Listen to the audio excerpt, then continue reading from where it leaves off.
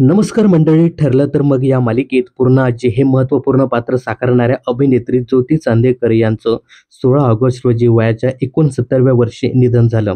आजवर त्यांनी बऱ्याचशा मालिका, चित्रपट आणि नाटकांमध्ये महत्त्वपूर्ण भूमिका साकारल्या होत्या. पण गेल्या 2.5 वर्षात ठरलं तर मग या मालिकेत ज्योती चांदेकर यांच्या पूर्ण आजीच्या रूपात प्रेक्षकांनी त्यांना भरभरून प्रेम दिलं. पण त्यांच्या अचानक निधनाने सर्वांनाच मोठा धक्का बसला. मालिकेतील कलाकारांनी भावनिक पोस्ट शेअर करत त्यांच्या लाडक्या आजीला अखेरचा निरोप दिला होता. मात्र आता ठरलं तर मालिकेत इथून पूर्ण आजीची भूमिका कोण साकारणार असा प्रश्न प्रत्येकाच्या मनात आला आहे. मालिकेच्या असंख्य चाहत्यांनी कमेंट्सद्वारे पूर्ण आजीला रिप्लेसमेंट करू नका अशी विनंती चॅनलला आणि या मालिकेच्या निर्मात्यांना केली होती. काही दिवसापूर्वीच ठरलं तर मगच्या निर्मात्या सुचित्रा बांदेकर यांनी सुद्धा आजीच्या रिप्लेसमेंटवरती सविस्तर चर्चा करून कथेला गरज लक्षात घेऊन हा निर्णय घेऊ असंही सांगितलं होतं. पुढे ते हेही म्हणाल्या होत्या की अजून आम्ही कोणीच या धक्क्यातून सावरलेलो नाही अशी प्रतिक्रिया त्यांनी दिली होती.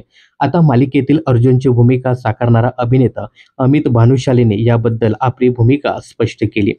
दरम्यान ठरलं तर मग मालिकेचे 900 भाग पूर्ण होणार असल्याने अमित भानुशालीने Instagram लाईव्हद्वारे चाहत्यांशी संवाद साधला. त्यावेळी पूर्ण आजीचे रिप्लेसमेंट कोण करणार असा प्रश्न चाहत्यांकडून विचारण्यात आला होता. यावर अमित म्हणाला, "तुम्हाला खरं सांगतो, आजपर्यंत आम्ही कोणीच या गोष्टीचा विचारही केला नाही. आम्ही कोणीच या धक्क्यातून अजूनही सावरलेलो नाहीत. यापुढे काय निर्णय घ्यायचा ते वरिष्ठ मंडळी ठरवतील. चॅनेल आणि ब्रॉडकास्ट टीम ठरवेल. पण इतकंच सांगतो, आम्ही कोणीही कधीच पूर्ण आजीला विसरू शकत नाही आणि तिची जागा दुसरं कोणीच घेऊ शकणार नाही." यासोबतच या मालिकेचे दिग्दर्शक सचिन गोखले सुद्धा म्हणाले होते, "तिची रिप्लेसमेंट होऊ शकत नाही. तिला आम्ही कधीही विसरू शकत नाही. पण हा शो आहे.